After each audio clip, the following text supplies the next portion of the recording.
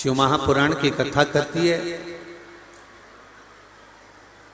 कि 84 लाख योनियां काटते काटते काटते काटते तब अंत में मनुष्य की देह मिलती है।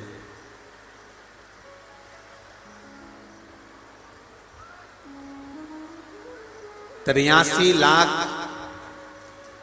99,999 जन्म हम लेने के बाद में अंत में मनुष्य की देह में पहुंचते हैं। अंत में पहुंचना है।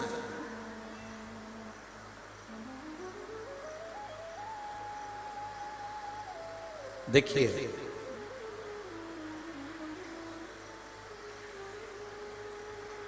83,99,999 जन्म हमारे जो पूर्व में निकले हैं।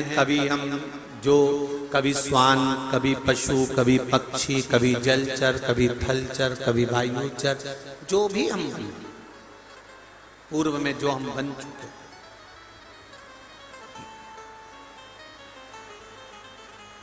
और ना जाने कितने जन्म लेते लेते लेते लेते अंतिम बिंदु 83,99,999 जन्म के बाद आखिरी का जो जन्म मिला है वो मनुष्य की देह मिली है, मानव का शरीर मिला है। तो कई लोग कह देते हैं गुरुजी, इनको गुस्सा बहुत आता है। कोई कहता है गुरुजी जब देखो जब ये खाने दौड़ता है। कोई कह देता है गुरुजी जब देखो जब ये कुछ ना कुछ गलत कर देता है, कुछ ना कुछ इनके मन में चलता ही रहता है। उसका कारण क्या है? क्या कारण हो सकता है?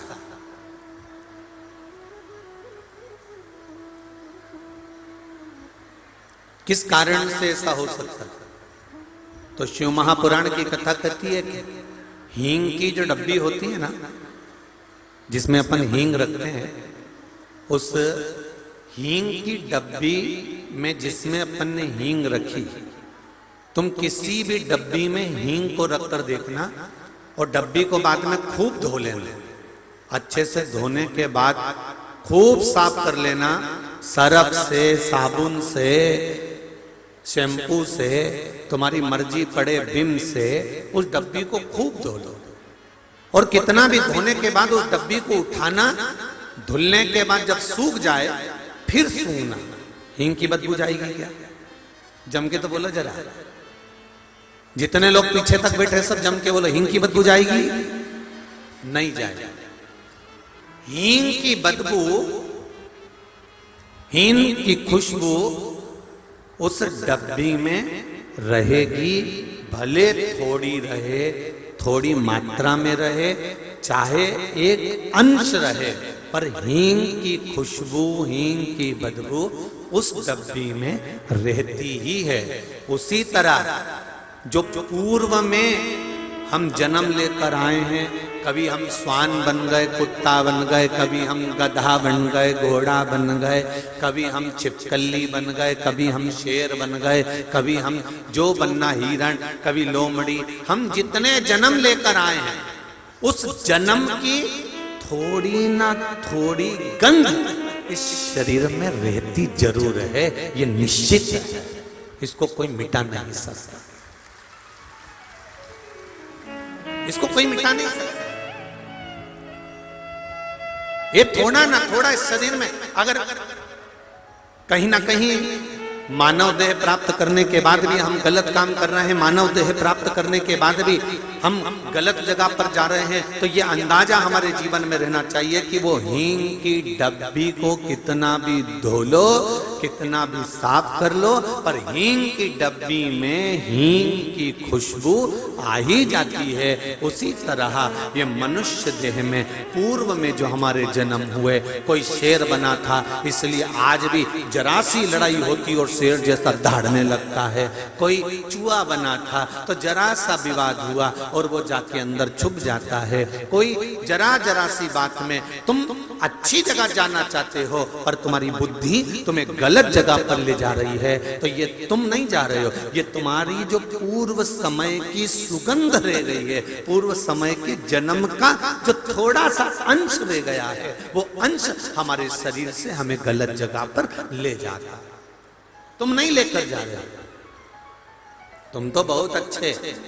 अब बताओ जरा, इतना पानी गिरा, इतनी तेज जलवृष्टि हुई और अशोक नगर के इतने भक्त जो कथा श्रवण कर रहे हैं, इनकी भाव देखिए, बरसते पानी में खड़े हुए हैं पर अपनी जगह छोड़कर निकलना नहीं चाह रहे।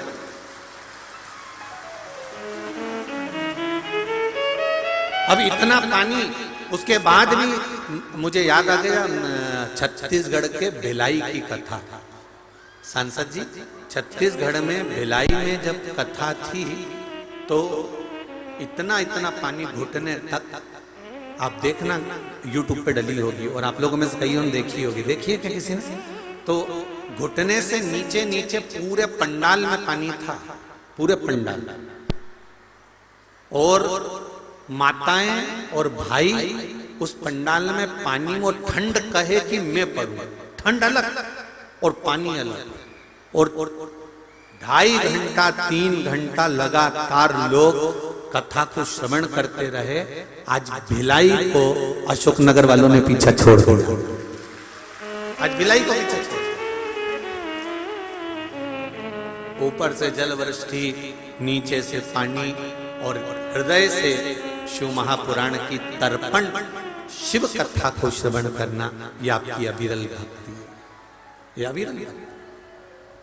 और यही मेरा देव अधिदेव महादेव, आप सभी लोग जो इतने हृदय से इस कथा को सुन रहे हो, ये मेरा विश्वास करता है कि मेरा देव अधिदेव महादेव जब यहाँ से जाओगे तो झोली भर कर भेजेगा, ये निश्चित है, निश्चित।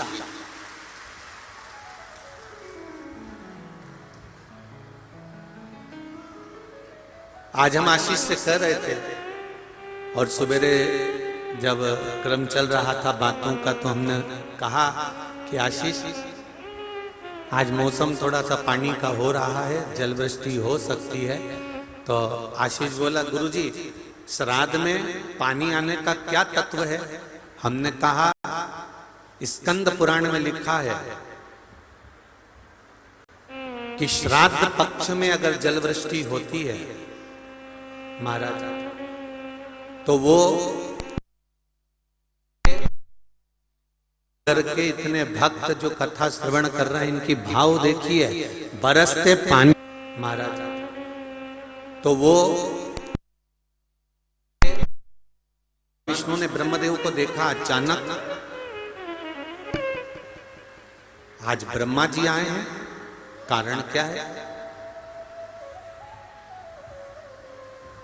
एकदम अचानक आज ब्रह्मा जी आ कैसे गए, क्यों आए? कहा महाराज, ब्रह्मा जी कह रहे हैं, मुझे ये मालूम है कि आप मेरे पिता हैं।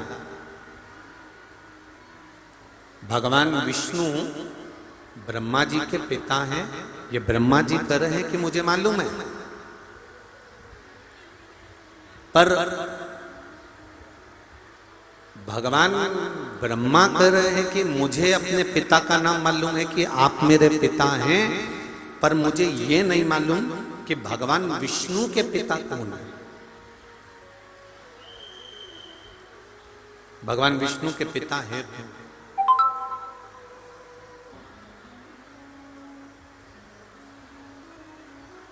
आखिर है कौन?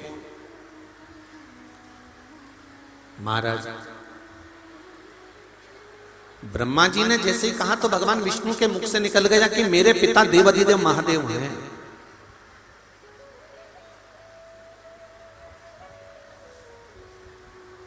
मेरे पिता कोई दूसरे नहीं, देवाधिदेव महादेव मेरे पिता हैं। अगर देवाधिदेव महादेव आपके पिता हैं तो एक बार मैं उनका साक्षीकरण करना चाहता हूं, एक बार मैं उनको अपने सामने देखना चाहता हूं। भगवान विष्णु ने कहा कि भगवान शंकर आपने बुलाया और तुरंत देवाधिदेव महादेव आकर खड़े हो जाएं, तो भगवान विष्णु कहते हैं कि नारायण खुद कह रहे हैं कि मैं विष्णु, मैं नारायण, आप अगर बुलाओगे तो मैं तुम्हारे सामने आकर खड़ा हो जाऊंगा। तुमने राम जी को बुलाया, राम जी आकर खड़े हो जाएंगे। तुमने कृष्ण को बुलाया, भगवान कृष्ण आकर खड़े हो जाएंगे। भगवान विष्णु कहते हैं तुम मुझे बुलाओगे, मैं आकर खड़ा हो जाऊंगा। पर भगवान विष्णु कहते हैं कि शंकर भगवान का आगमन, भगवान शिव का प्रवेश, भगवान शंकर का आना कोई इतना सरल नहीं है।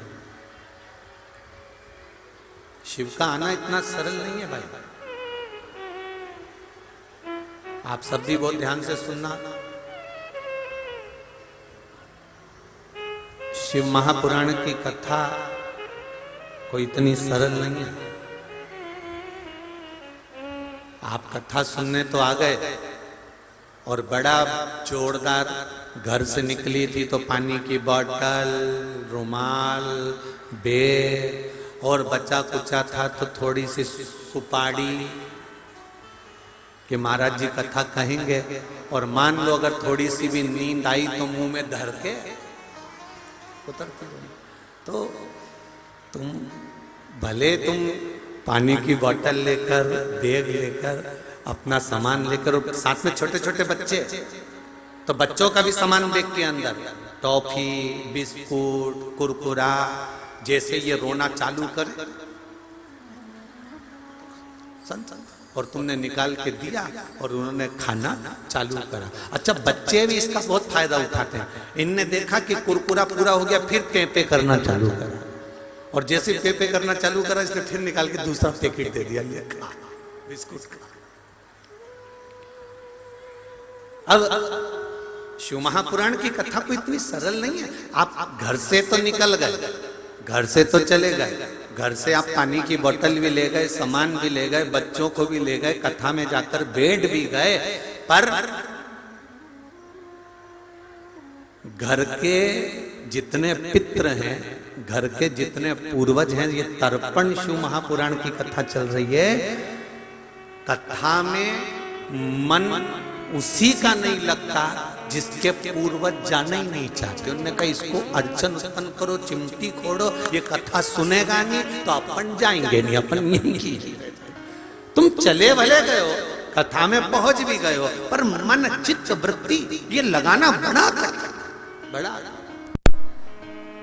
बहुत कठिन। आप पहुंच भले जाओ। कई बार ऐसा होता होगा आपके साथ में भी कि मंदिर तक चले जाते हो, भगवान को अगरबत्ती दिया सब लगा देते हो, लोटा भर के पानी चढ़ा भी देते हो, पर कई बार ऐसा फिर बाद में याद आता, ओ राम, मैंने बेलपत्री तो उठा के लाई, बेलपत्री लेके आना था मेरे को, मैं बेलपत्री तो लाई नहीं। फिर तुरंत गई और बेलपत्री लेकर आई। फिर विचार करा कि मैंने जल चढ़ाया, थोड़ा सा जल उठा के ले आती, बेलपत्र उठा के ले आती। ये मन की अभिलाषा। भगवान विष्णु ने कहा कि मैं आ सकता हूं, राम जी आ सकते हैं, भगवान कृष्ण आ सकते हैं, भगवान ब्रह्मा आ सकते हैं। 33 कोटि देवी देवताओं का आप आवाहन करिए, 33 कोटि देवी देवताओं को बुलाइए, सारे देवता आपके सामने आ सकते हैं, पर केवल एक देव अधिदेव महा। अच्छा, और सरल भाषा में समझ लो रे भाई, तुम पूरे कॉलोनी में घूम के आओ, पूरे नगर में घूम के आओ, अशोक नगर में घूम के आओ, गुना में घूम के आओ, शिवपुरी घूम के आओ, ग्वालियर घूम के आओ, तुम्हारी मर्जी पड़े सीओर घूम के आ जाए, तुम्हारा मन पड़े जहां जहां घूम के आओ। जिसके यहाँ भी जाओगे तो मालूम पड़ेगा इनके शरीर में पितर देवता आते, कोई कहेगा इनके शरीर में देवी जी आती, कोई कहेगा इनके शरीर में भैरू जी आता, कोई कहे इनके शरीर में ये आता। पर तुमने कभी सुना कि किसी के शरीर में महादेव आता? अरे बोलो तो जम के, सुना कहीं? नहीं। क्योंकि अगर उनके शरीर में आ गया और किसी ने धतूरा लाके धर दिया कि खा के बता, नहीं, अभी तो कह रहा था कि मुझे महादेव आया, और महादेव आया तो किसी ने धतूरा ला के रख दिया, ले खा। और एक साथ 12-15 धतूरे, उसने कहा मेरे को महादेव आया, और इन्होंने लिया और 12-15 धतूरे ला के रख दिया कि खा। और मालूम पड़े एक ही धतूरा खाया ने चक्कर खाई ने नीचे गिर गया, सारा महादेव बाहर निकल गया। तो सब आ सकते हैं, पर महादेव जम के बोलो जरा, नहीं आ सकते, बहुत कठिन है। 33 कोटि देवी देवता का दर्शन हो सकता है, 33 कोटि देवी देवता तुम्हारे सामने प्रकट हो सकते हैं। तुमने थोड़ी सी आराधना करी, थोड़ी सी अर्चना करी, थोड़ी सी आराधना करी, थोड़ा सा भजन करा, थोड़ा सा कीर्तन करा, तो सारे देवी देवता तुम्हारे सामने आकर खड़े हो जाएंगे। पर देव अधिदेव महादेव इतनी जल्दी तुम्हारे सामने आकर खड़े नहीं होते। हाँ, शंकर जी से पूछा क्या तुम सामने नहीं आते? शिव जी कहते मैं सामने नहीं आता। तो फिर जगत का कल्याण कैसे करते हो? शंकर भगवान बोले जो दिल से हृदय से मुझे चाहता है और मुझ पर एक लोटा जल समर्पित करता है, शिव जी कहते हैं मुझे आने की जरूरत नहीं पड़ती, मैं गण भेज देता हूं और उसका कल्याण कर देता हूं, मुझे नहीं आना, मैं क्यों आऊं? किस लिए? महाराज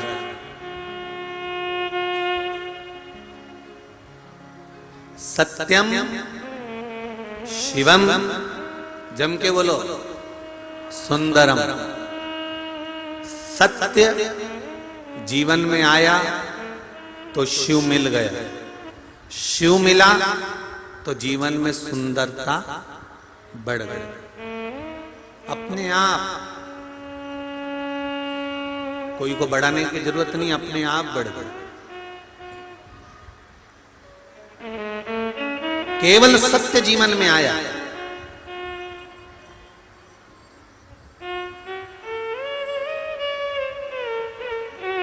शिव कथा कह रहे हैं, ब्रह्मा जी ने कहा मुझे आपके पिताजी भगवान शंकर को देखना, मुझे शिव को देखना, देवाधिदेव महादेव को देखना। भगवान नारायण बोले ये तो हो नहीं सकता कि तुम्हें शिव का दर्शन हो जाए। हाँ, अगर भक्ति अगर प्रबल है तो हो सकता है कि दर्शन हो जाए, आता नहीं है, सम्मुख में कभी नहीं आता। जो जरा जरा सी बात में सामने खड़ा हो जाए वो श्रेष्ठता नहीं होती। बहुत ध्यान देना, आपने किसी की बेटी की शादी कराई, उसके यहां पर धन नहीं है, बेटी के यहां पर कुछ भी नहीं, कुछ भी। आपने शादी करा दी, बेटी अच्छी जगह ब्याह कर कर चली गई, और तुम बात बात में उसके पास जाकर बोलो मैंने तेरी बेटी की शादी कराई, मैंने तेरी बेटी की शादी कराई, तो जो कहता है ना मैंने तेरी बेटी की शादी कराई, उसका मान घट जाता है। हाँ, पीछे रहकर अगर बेटी के लिए कुछ कर दिया तो एक आनंद का विषय है, और सामने आकर बार बार बोल दिया तो उसमें श्रेष्ठता नहीं है। सम्मुख में आकर अगर बोल दिया तो उसकी श्रेष्ठता खत्म। भगवान शिव, सारे देवता, जितने भी देवी देवता वो देते हैं तो पल्लू झाड़ कर देते हैं, पर जब मेरा महादेव देता है तो छप्पर फाड़ कर देता है। उसके देने का तरीका ही अलग है। अड़भंगा, अलमस्त, अपने आनंद के साथ में निवास करने वाला बैठा हुआ है अपनी मस्ती में, उसे कोई मतलब किसी से, किसी से मतलब नहीं, बस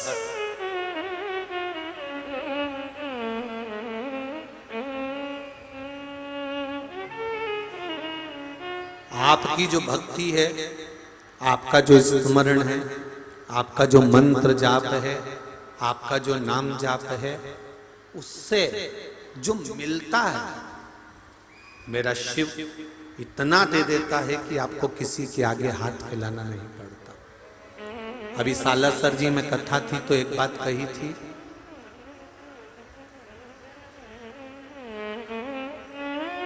कि दुनिया के आगे हाथ जोड़ने से अच्छा एक बार अपने दिल की बात, अपने मन की बात, अपने हृदय की बात मेरे देव अधिदेव महादेव से जाकर कह दो, वो तुम्हारी झोली अपने आप खुशियों से भर देगा। तुम्हें किसी और जगह कहने जाने की जरूरत ही नहीं पड़ेगी, अपने आप। तेरे दरबार की बाबा निराली शान तेरी है, तेरे दरबार की बाबा निराली शान तेरी है।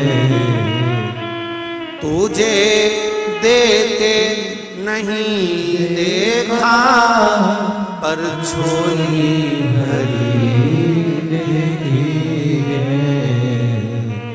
एक पत्र आया है, ध्यान दें इस पत्र पर।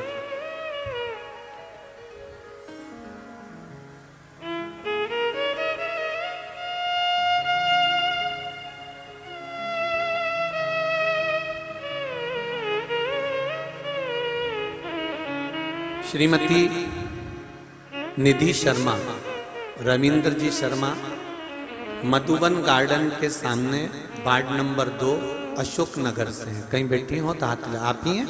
दोनों हाथ हिला दो एक बार। हर हर महादेव। गुरुदेव, मैं एक लोटे जल का क्या बखान करूं, क्या वर्णन करूं गुरुदेव। मेरा 12 साल पहले गाड़ी में एक्सीडेंट हो गया था, जिससे मेरे ब्रेन, दिमाग में इन्फेक्शन आ गया और ब्लड दिमाग में जम गया, सिर में जम गया। 12 साल से डॉक्टर ने कहा था कि तुम्हारी गोली दवाई जीवन भर चलेगी। 12 साल से गोलियां दवाइयां खा रही थी, जो बहुत महंगी थी, जिससे मैं बहुत दुखी थी। गुरुदेव जी, जनवरी 2022 में आपकी मुखारविंद से श्री शिव महापुराण की कथा सुनी। कौन से महीने में सुनी है? जनवरी 2022 में। आपके द्वारा बताया गया उपाय फुलेरा दूज का, एक धतूरे का प्रयोग, पशुपति नाथ का व्रत, ये करना प्रारंभ करा। और हम ये व्रत करते करते डॉक्टर के चेकअप कराने के लिए भोपाल जाने लगे, तो मन आया कि एक बार कुबेरेश्वर धाम चले जाएं। सीहोर कुबेरेश्वर धाम पहुंचे, वहां शंकर कंकर की पूजन करे, रुद्राक्ष लिया, वहां से आए और बाबा कुबेरेश्वर धाम को नमन करके विनती कर कर कहा, बाबा हम MRI कराने के लिए वापिस जा रहे हैं, डॉक्टर ने बुलाया है, आप कृपा कर देना। डॉक्टर के पास MRI कराने के लिए गए तो डॉक्टर चकित रह गया। जब हम डॉक्टर चकित रह गया और कहने लगा कि अब तुम्हारे सिर में जो ब्लॉकेज थी, वो ब्लॉकेज एक बार अगर आ जाती है तो जिंदगी भर रहती है और गोलियां भी जिंदगी भर खाना पड़ता है, पर अब तुम्हारे सिर में वो ब्लॉकेज नहीं है, तुम्हारी गोली दवाई आज से बंद कर दो। ये शिव है। बैठिए। लेते हैं श्वास तेरी कृपा से तनु, बखान क्या करूं मैं राखों के ढेर का, चपटी भभूत में खजाना कुबेर का। आप हृदय से, चित्त से, मन से शिव से जो कह रहा है उससे मिलेगा। अब जरा विचार करिए, वो 12 साल से दवाई खा रहा है और डॉक्टर को हर बार दिखाने जा रहा है, उसमें लिखा है, और हर बार डॉक्टर कहता है ये ब्लॉकेज रहेगा, दवाइयां खाना पड़ेगी, दवाई खाओ, पर एक विश्वास मेरे शंभू का, एक विश्वास मेरे शंकर का, और एक विश्वास मेरे देवाधिदेव महादेव पर करा तो वो 12 साल से चल रही गोली दवाई भी बाबा ने बंद करा दी। ये शिव कृपा है, ये उसकी उदारता। कहो आप दिल से, ऐसे ही मत जाओ शिव महापुराण की कथा में कि हमें टाइम पास करने जाना है। ऐसे ही नहीं जाओ शिव महापुराण की कथा में कि हमें भीड़ बढ़ाने जाना।